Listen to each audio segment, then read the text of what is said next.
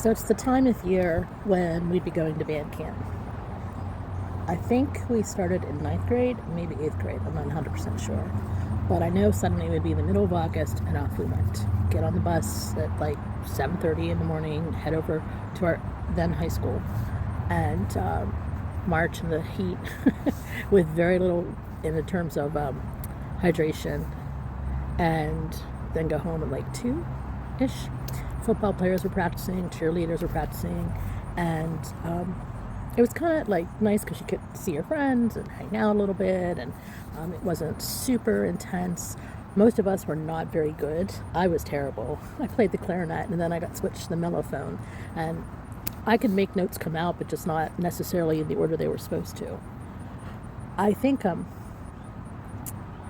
we didn't do like overnight band camp. It was definitely a day thing, and then suddenly, I guess we had a day or two off, and boom, we're back at school. So it was certainly a rite of passage. But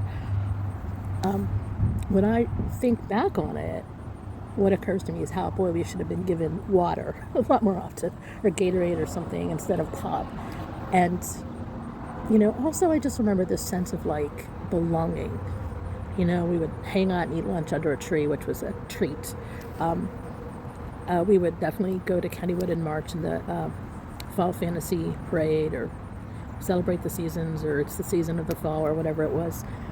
And it was just nice to be with your people. It wasn't necessarily all my friends, and I wasn't necessarily friends with everybody, but there's a camaraderie there that was really nice. And I don't regret it. I wish I could read music. I just don't know how to play it.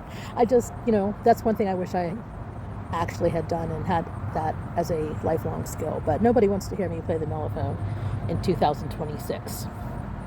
If you do, you're going to have to pay for it.